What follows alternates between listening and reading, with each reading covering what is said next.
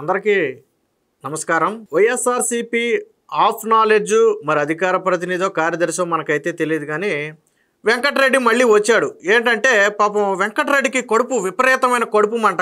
దానికోసం పాపం సాక్షిలో అటుపక్క ఈశ్వరగాడు అడగటం, వీడు చెప్పటం, వీళ్ళిద్దరూ కలిసి సాక్షిలో చేసేది ఏంటంటే చెక్క భజన. వీళ్ళ కడుపు మంట ఏ స్థాయిలో ఉందంటే ఎక్కడా ఎటువంటి ఆధారం లేని నిరాధార ఆరోపణలు చేయటం వీళ్ళ పని. ఎందుకు అసలు వీళ్ళ కడుపు మంట వచ్చిందంటే ఒక పత్రికలో ఒక వార్త వచ్చింది. ఏమని? భారతీరెడ్డి రాజకీయాల్లోకి ఎంట్రీ తెర వెనక యాక్టివ్గా ఉందని వచ్చింది. ఇందులో ఏమైనా తప్పు ఉందా? ఆవిడ యాక్టివ్గా ఉండొచ్చు, ఉండకపోవచ్చు, ఆ విషయం పక్కన పెడదాం. లేదు, పోనీ మీ భాషలో యాక్టివ్గా లేదు, ఓకే. అది ఎక్కడైనా వాళ్ళని కించపరిచే విధంగా కానీ దిగజార్చే విధంగా కానీ ఉందా? భారతీరెడ్డి రాజకీయాల్లోకి రాబోతుంది అనటం తప్ప. పోనీ భువనేశ్వరి రాజకీయాల్లోకి రాబోతుంది, లేకపోతే బ్రాహ్మణి రాజకీయాల్లోకి రాబోతుందని మీరు రాయండి. వాళ్ళకు ఉన్నటువంటి కొన్ని సోర్స్ ఆధారంగా రాశారు, అందులో తప్పే లేదు. అక్కడ ఎవరిని కించపరచలేదు. భారతీరెడ్డి యాక్టివ్గా పార్టీలో నాయకులతో మాట్లాడుతున్నారని రాశారు. మంచిదే కదా, మాట్లాడితే మంచిదే కదా, అందులో ఏం తప్పు లేదు, బూతు లేదు కదా. మరి ఎందుకు వీళ్ళకి కడుపు మంట? ఈ వెంకటరెడ్డికి ఎందుకు కడుపు మంట? ఏముంది అందులో? అంటే ఏమీ లేక ఏదో పాతకాలపు సామెతోటి ఉందిలేండి, ఇప్పుడు మాట్లాడకూడదు. ఈ వెంకటరెడ్డి ఏం మాట్లాడాడు ఇందాం ఒకసారి. విన్న తర్వాత ఎందుకు మాట్లాడాడో, కడుపు మంట ఏంటి, మరి వెంకటరెడ్డి లాగాడు కాబట్టి మనం కూడా తెంచుదాం.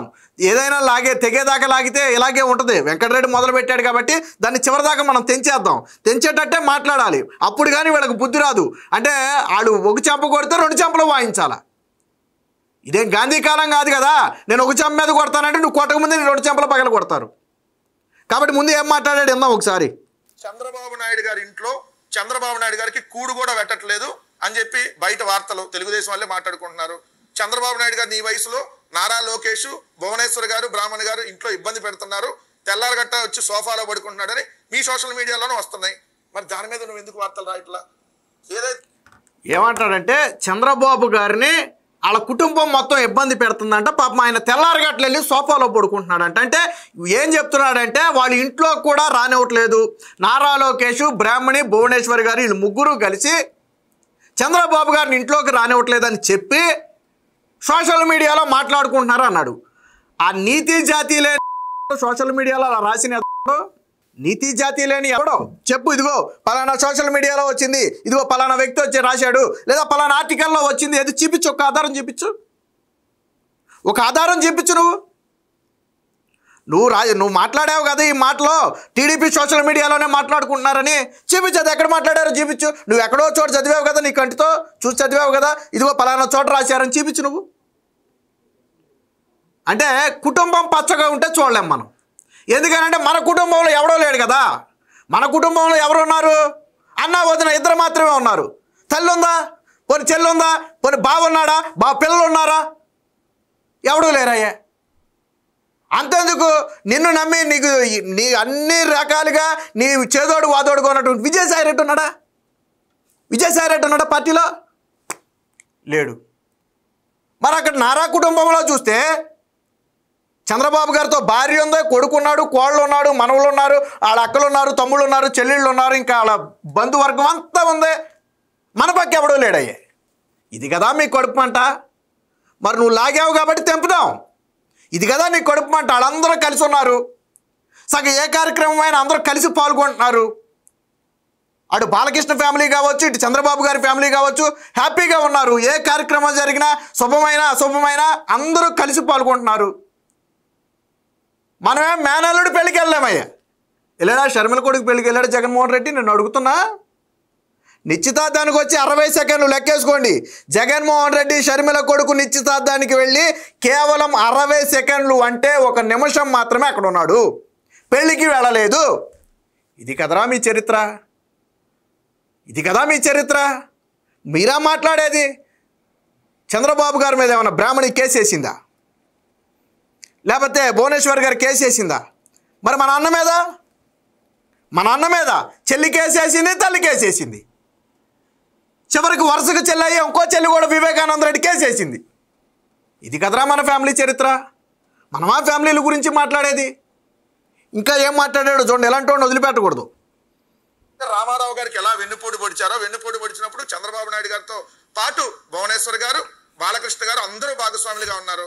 అలానే ఇప్పుడు మీకు కూడా వెన్నుపోటు వచ్చి కుర్చీని లాక్కోవడానికి ఇదే మీ ఫ్యామిలీ మెంబర్స్ అందరూ ఆల్రెడీ డిస్కషన్ నడుస్తా ఉంది. దీని మీద రోజు ఇంట్లో గొడవలు జరుగుతున్నాయి అంటున్నారు.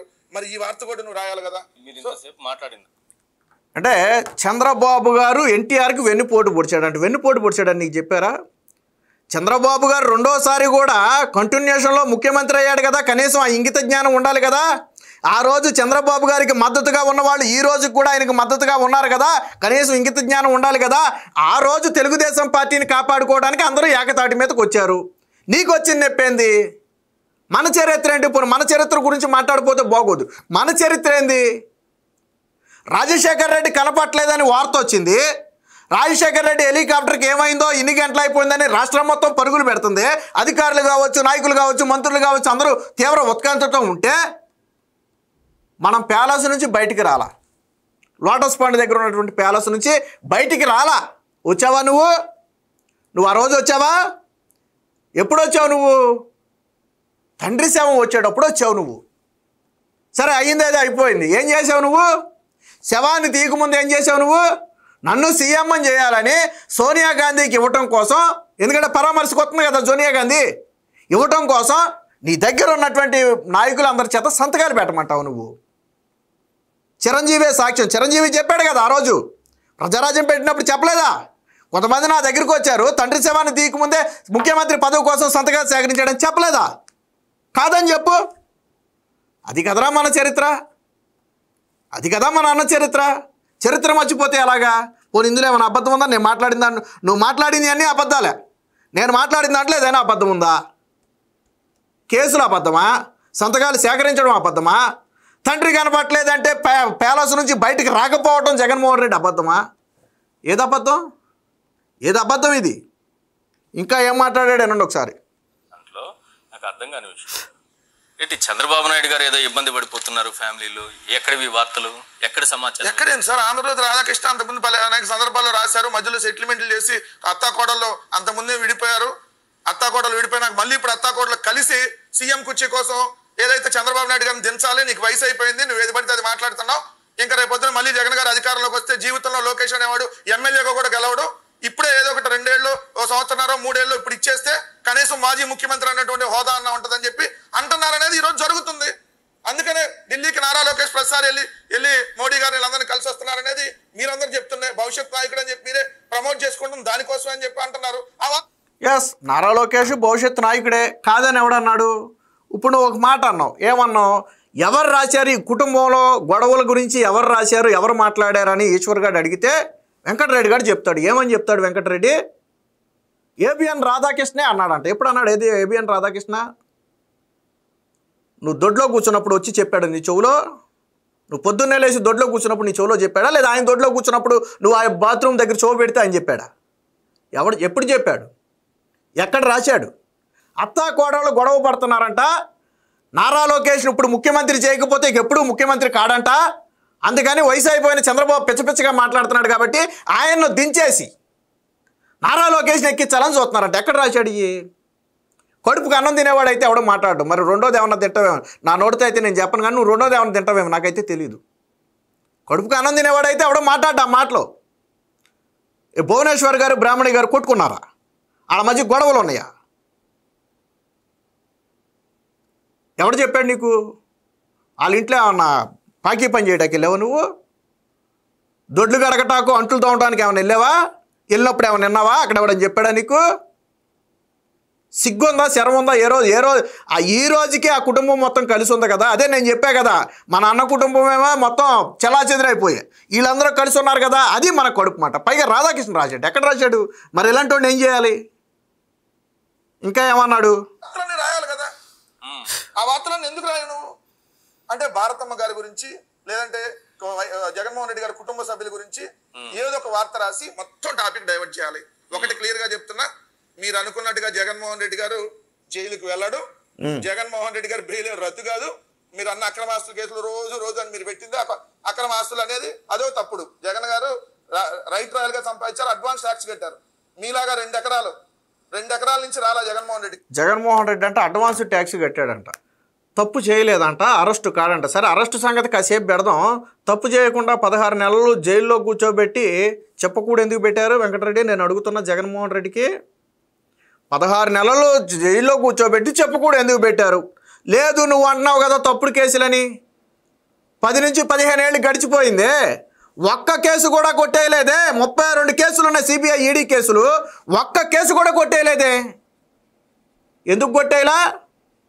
ఎందుకు కొట్టేయలా? ఒక్క కేసు కూడా ఎందుకు కొట్టేయలేదని నేను అడుగుతున్నా. 16 నెలల్లో నిన్ను పెట్టలేదా? 16 నెలల్లో నిన్ను పెడితే ఊరుకుంటావా? నువ్వు ఊరుకోవు కదా. నన్ను పెట్టలేదా 16 నెలలు? మరి జగన్మోహన్ రెడ్డిని ఎందుకు పెట్టారు 16 నెలలు? బెయిల్ ఎలా తెచ్చుకున్నాడో చెప్పింది కదా షర్మిల. ఆ రోజు షర్మిల భర్త బ్రదర్ అనిల్ని తీసుకుని భారతీరెడ్డి ఢిల్లీ వెళ్ళి సోనియా గాంధీ రాహుల్ గాంధీ కాళ్ళ మీద పడితే వచ్చింది బెయిల్. అది మనకి నువ్వు లాగావు కాబట్టి తెంపుతాం మేము. నువ్వు లాగావు కదా. ఆ రోజు బెయిల్ ఎలా వచ్చింది జగన్మోహన్ రెడ్డికి? లేకపోతే ఈ రోజుకి జైల్లోనే మగ్గుదుడేమో. జగన్మోహన్ రెడ్డి ఎందుకు నరేంద్ర మోదీ గారి కాళ్ళ మీద పడ్డాడు? మొన్నటిదాకా ఈవీఎం అన్నారు. మరి మొన్న ఎందుకు ఉపరాష్ట్రపతి ఎన్నికల్లో ఎందుకు మద్దతు ఇచ్చారు?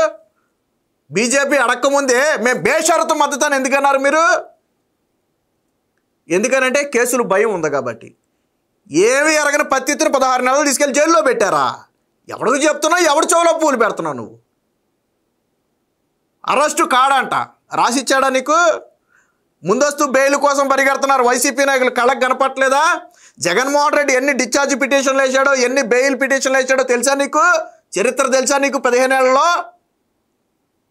ఒక్క కేసు కూడా ఎందుకు కొట్టాలి? ఎందుకు ఆస్తులు జప్తు చేశారు జగన్మోహన్ రెడ్డి ఆస్తులు? జగన్మోహన్ రెడ్డి ఆస్తులు ఎందుకు జప్తు చేశారా? చంద్రబాబు నాయుడు ఆస్తులు జప్తు చేయలేదే? ఎందుకు జప్తు చేయలే? నీ ఆస్తులు ఎందుకు జప్తు చేశారు? చెప్పు సమాధానం. ఇది ఇలా చరిత్ర. ఇంకేమన్నాడు చూడండి. రైట్ రాయాలి, ఆ వార్తలన్నీ రాయాలి కదా. చేయాలి. ఒకటి క్లియర్ గా చెప్తున్నా, మీరు అనుకున్నట్టుగా జగన్ 2 ఎకరాలు అన్నదమ్ముళ్ళు కలిపి చంద్రబాబు నాయుడు గారికి 2 ఎకరాలు 2 ఎకరాలు 2 ఎకరాలు ఉంటే ఈ రోజు రిచెస్ట్ సీఎం అవుతారు సార్. రిచెస్ట్ ఎట్లా అవుతారు? 2 ఎకరాలు ఉన్న వ్యక్తి రిచెస్ట్ సీఎం అవుతారు దేశంలోనే. అవుతాడు. 2 ఎకరాలు ఉన్న వ్యక్తి రిచెస్ట్ సీఎం ఎలా అయ్యాడు అని చెప్పి అడుగుతున్నారు. వీళ్ళ బాధ ఏంటంటే చంద్రబాబు గారికి ఈరోజు 900 కోట్ల రూపాయలు ఉంది, దేశంలోనే రిచెస్ట్ సీఎం అని చెప్పి రిపోర్ట్ వచ్చింది కాబట్టి రిచెస్ట్ సీఎం అన్నాడు. ఆయన 2 ఎకరాలు ఉందో 3 ఎకరాలు ఉందో పక్కన పెట్టి ఆయన బ్యాంకు నుంచి అప్పు తెచ్చి హెరిటేజ్ అనే ఒక సంస్థను స్థాపించాడు. ఆ సంస్థ విలువ ఈరోజు 800 కోట్ల రూపాయలు. చంద్రబాబు గారు బ్యాంకు అప్పు తెచ్చి ఆ రోజుల్లోనే 35 ఏళ్ల క్రితమే నేను రాజకీయాల్లో ఉంటాను, కుటుంబానికి ఏదో ఒక ఆసరా చూపించాలి, వాళ్ళ దారి వాళ్ళకి చూపించాలి అనే ఉద్దేశంతో, ఎందుకంటే జగన్మోహన్ రెడ్డి లాగా దోచుకోవాలని తెలియదు కదా పాపం ఆయనకి, అనే ఉద్దేశంతో ఒక హెరిటేజ్ అనే కంపెనీని స్థాపించి దాన్ని కొంచెంగా డెవలప్ చేసుకుంటూ ఈరోజు భువనేశ్వర్ గారు ఆ స్థాయికి తీసుకొచ్చారు. అందులో చంద్రబాబు గారు ఏ రోజు అందులో కూర్చున్నది లేదు, దాన్ని డెవలప్మెంట్ చేసింది లేదు. మొత్తం భువనేశ్వర్ గారే చూసుకున్నారు. దాని విలువ 800 కోట్ల రూపాయలు. వాళ్ళు ఎవ్రీ ఇయర్ సగం నీట్గా ట్యాక్సులు కడుతున్నారు. అవన్నీ కూడా ఆధారాలు ఉన్నాయి. జగన్మోహన్ రెడ్డి ట్యాక్సులు కట్టకుండా ఎగ్గొట్టి నల్లధనాన్ని తెల్లధనంగా మార్చాడనే కదా ఆయన మీద 43,000 కోట్ల రూపాయల అక్రమాస్తులు కేసులు పెట్టింది. 5 ఏళ్ల పాటు నువ్వు అధికారంలో ఉన్నావు, హెరిటేజ్ మీద ఒక కేసు పెట్టలేకపోయావే? చంద్రబాబు గారి మీద ఆయన ఆస్తుల మీద ఎన్ని పిటిషన్లు వేశారు? ఆళ్ళీళ్ళు సంగతి వద్దు, విజయమ్మతో కూడా రాజశేఖర్ రెడ్డి చంద్రబాబుకి అక్రమాస్తులు ఉన్నాయని పిటిషన్ వేయిస్తే సుప్రీంకోర్టు చివాట్లు పెట్టి పంపింది. ఏమనో తెలుసా? మీరు పిటిషన్ పేరు మార్చి వేసినంత మాత్రాన ఆధారాలు చూపించకపోతే ఎలాగా? పిటిషన్ మీరు వెనక్కి తీసుకుంటారా, మమ్మల్ని ఆదేశాలు ఇవ్వమంటారా అని సుప్రీంకోర్టు హెచ్చరిస్తే విజయమ్మ క్షమాపణ చెప్పి సుప్రీంకోర్టుకి పిటిషన్ వెనక్కి తీసుకుంది. లక్ష్మీ పార్వతి వేసినటువంటి కేసు కూడా రీసెంట్గా జగన్మోహన్ రెడ్డి సీఎంగా ఉన్న సమయంలోనే కోర్టు కొట్టేసింది. 7-8 ఏళ్ళు 10 ఏళ్ళు సాగింది, అది కూడా కొట్టేసింది. చంద్రబాబు గారి అక్రమం ఉండవల్లిని అడుగు చెప్తాడు, ఉండవల్లి అరుణ్ కుమార్ని అడుగు చెప్తాడు చంద్రబాబు గారి చరిత్ర. విశ్వ ప్రయత్నం చేశాడు రాజశేఖర్ రెడ్డి చంద్రబాబు నాయుడు అవినీతి పరుడు అని నిరూపించడం కోసం. దాదాపు నాకు తెలిసే 13-14 ఈ అవినీతికి సంబంధించి కేసులు వేశారు ఆయన మీద. ఒక్క కేసు కూడా నిలబడలేదు. ఈ రోజుకి విజయం వేసింది, లక్ష్మీ పార్వతి వేసింది. ఆలీళ్ళు సంగతి ఎందుకు? ఎందుకు నిలబడలా కేసు? చంద్రబాబు గారి మీద ఎందుకు నిలబడలా? ఈరోజు ఆయన ఆస్తి చంద్రబాబు గారు ముఖ్యమంత్రిగా సంపాదించిన ఆస్తి కాదు అది. ఎలా సంపాదించాడు ఆయన? హెరిటేజ్ అనే ఒక సంస్థను స్థాపిస్తే ఈరోజు భువనేశ్వర్ గారు సంపాదించిన ఆస్తి అది. మీకు ఓపెన్ ఛాలెంజ్ దమ్మున్నోడు ఎవరికైనా సరే వైసీపీలో, చంద్రబాబు గారి కుటుంబం ప్రతి సంవత్సరం తమ ఆస్తులను ప్రకటిస్తుంది. జగన్మోహన్ రెడ్డికి కానీ వైసీపీలో ఏ ఇతర నాయకుడికి కానీ ప్రతి సంవత్సరం ఆస్తులు ప్రకటించే దమ్ముందా మీకు ఎవరికైనా? దమ్ముందా ఎవరికైనా? ఆయనకి సింగపూర్లో హోటల్ ఉందని రాశారు అప్పట్లో సాక్షిలో. చంద్రబాబు గారు లోకేష్ గారు నిరూపిస్తే రాసి ఇచ్చేస్తామన్నారు హోటల్ ఉందని. నిరూపించలేదే. మీకు ఓపెన్ ఛాలెంజ్ ఎవరికైనా. ప్రతి సంవత్సరం, గత సంవత్సరం ఆస్తుల విలువ ఎంత, ఈ సంవత్సరం ఆస్తుల విలువ ఎంత అనేది ఓపెన్గా ప్రకటించారు. నారా లోకేష్ గారు ఒక సవాల్ కూడా చేశారు. మేము ప్రకటించిన ఆస్తి కాకుండా ఎక్కడైనా సరే ₹1 ఉందని నిరూపిస్తే మేము రాసి ఇచ్చేస్తామని ఓపెన్ సవాల్ చేశారు. మరి రాకపోయావా? చంద్రబాబు గారు ఆస్తి, అక్రమాస్తి ఎక్కడుందో నువ్వు రాకపోయావా? నీకు రాసిద్దురు ఎక్కడుందో బయట పెట్టపోయావు వెంకటరెడ్డి. రాసిద్దురు కదా నీకు. వాళ్ళొక వ్యాపారం చేసుకుని సంపాదించిన సొమ్ము అది. మరి జగన్మోహన్ రెడ్డి ఎంపీగా ఉన్నప్పుడు ఏ వ్యాపారం చేశాడని 43,000 కోట్ల రూపాయలు సంపాదించాడు. నేను అడుగుతున్నా, ఏ వ్యాపారం చేశారు? ఎస్, వీళ్ళు హెరిటేజ్ వ్యాపారం చేశారు. రైట్ రాయల్గా పన్నులు కట్టారు. నువ్వే వ్యాపారం చేశావు? నీ బాస్ ఏం వ్యాపారం చేశాడు? ఏం వ్యాపారం చేశాడు? ఎలా వచ్చింది? సాక్షిలో రూపాయి పెట్టుబడి పెట్టకుండా సాక్షి పత్రిక ఎలాగ వచ్చింది ఈరోజు? భారతీయ సిమెంట్ ఎక్కడి నుంచి వచ్చింది? ఎవరి సిమెంట్ అది? ఎవరి సిమెంట్ని ఎవడు తీసుకున్నాడు? దానికి గనులు ఎవడిచ్చాడు? లాగితే ఎక్కడి నుంచి వస్తుంది? సండూరి పవర్స్ ఎక్కడిది? సండూరి పవర్స్ ఎక్కడిది నీకు? ఇలా తీగ లాగితే డొంక గదులు. ఈరోజు వాళ్ళ మీద పడి ఏడుస్తున్నారు కదా చంద్రబాబు గారి మీద. వాళ్ళు ఎన్టీఆర్ ట్రస్ట్ అని ఒక ట్రస్ట్ పెట్టి కార్యకర్తల్లో చనిపోయిన ఎవరైనా కార్యకర్త చనిపోతే ఆ కుటుంబంలో పిల్లలు అనాథలు కాకూడదని ఆ పిల్లల్ని చదివించే బాధ్యత తీసుకుంటున్నారు. సమాజంలో సామాజిక సేవ చేస్తున్నారు. వరదలు వస్తే వాళ్ళే ముందుంటారు, ప్రకృతి విపత్తులు వస్తే వాళ్ళే ముందుంటారు. మన కరోనా వచ్చినా వాళ్ళే ముందున్నారు. మన విజయవాడ వరదలు వస్తే వాళ్ళే ముందున్నారు. హుదూద్ తుఫాను ముందు వస్తే వాళ్ళే ముందున్నారు. విజయవాడ వరదలకు నువ్వు ఇస్తానన్న ₹1 ఏది వరద బాధితులకు? నేను అడుగుతున్నా, ఏడా ₹1 ఇస్తానన్నావు కదా, ఇచ్చావా? మరి నువ్వా మాట్లాడేది? మరి మీరు సంపాదించారు కదయ్యా. ఏం ట్రస్ట్ పెట్టారు? ఎవరికి సేవ చేశారు చెప్పు? ఒకటి చెప్పు. నేను చేశానని చెప్పు. ఎవడో చేశారు? మీరా చరిత్రల గురించి మాట్లాడేది? నేను మొదట్లోనే చెప్పా, మీరు లాగితే నేను తెంపుతానని చెప్పా. మొదట్లోనే చెప్పా, మీరు లాగారు, మేము తెంపుతాం. ఈరోజు ఇంకా ఏం మాట్లాడాడో చూడండి. నేళ్ళుగా రాజకీయ అనుభవం ఉన్నవాడు ఎవరో కానీ 1986 టైంలోనే, అంటే 1986 సమయంలోనే 3 కోట్లు లంచం తీసుకున్నాడు సారా బాట్లింగ్ ప్లాంట్ కోసం. 3 కోట్లు తాజ్ బంజారా. ఆ తాజ్ బంజారా హోటల్ దగ్గర కారు డ్రైవ్ చేసుకుంటూ చంద్రబాబు నాయుడు గారు వెళ్ళి 3 కోట్లు గోని సంచులో తెచ్చుకున్నాడు. ఏది 1986లో 3 కోట్లు. మరి మీరు చంద్రబాబు నాయుడు గారు ఇచ్చే సీఎం గారికి ఏమవుతాడు? ఈడు అంటున్నాడు 1986లోనే చంద్రబాబు గారు సారా బాటిల్ ప్లాంట్ కోసం తాజ్ బంజారాకి వెళ్ళి 3 కోట్లు గోని సంచుల్లో పెట్టుకుని కారు డ్రైవ్ చేసుకెళ్ళి తెచ్చుకున్నాడంట. గోని సంచులు మోచిన గుమస్తా నువ్వా? 86లో చంద్రబాబు గారు 3 కోట్ల రూపాయలు లంచం తెచ్చుకుంటే గోని సంచులు మోసింది నువ్వా? నీ అధినేత జగన్మోహన్ రెడ్డి. ఎవడు మోసాడు గోన్లు? ఎవడు చూశాడు ఆ రోజు? ఈయన డ్రైవ్ చేసుకుంటే వెళ్ళాడంట తాజ్ బంజారా. తాజ్ బంజారాలో అప్పుడు ఏమన్నా పాకీ పని చేస్తున్నావా నువ్వు? చూసావా నువ్వు వాడు మార్చుకుంటుంటే? గోని సంచుల్లో కుక్కుని విదేశాలకు తరలించే చరిత్ర మీదిరా అయ్యా. మొన్న లిక్కర్ స్కామ్ చూడలేదా? ఎక్కడెక్కడో దేశాల్లో, టాంజానియా, ఆఫ్రికా దేశాల్లో తీసుకెళ్ళిపోయి మైనింగుల్లోనూ లేకపోతే ఇంకో దాంట్లోనూ పెట్టుబడులు పెట్టిన చరిత్ర మీది. సూట్ కేసు కంపెనీలు సృష్టించి లక్షల కోట్ల రూపాయలు దేశం తరలించిన చరిత్ర మీది. ఆయనంట 3 కోట్ల లంచం ఆ రోజుల్లో ఆయన కార్ డ్రైవ్ చేసుకుని వెళ్ళాడంట. ఈడు చూశాడంట 3 కోట్ల లంచం. జగన్మోహన్ రెడ్డి 5 ఏళ్ళు ముఖ్యమంత్రిగా ఉన్నాడు. ఇలా బాబు 2 సార్లు ముఖ్యమంత్రి అయ్యాడు కదా జగన్మోహన్ రెడ్డి బాబు.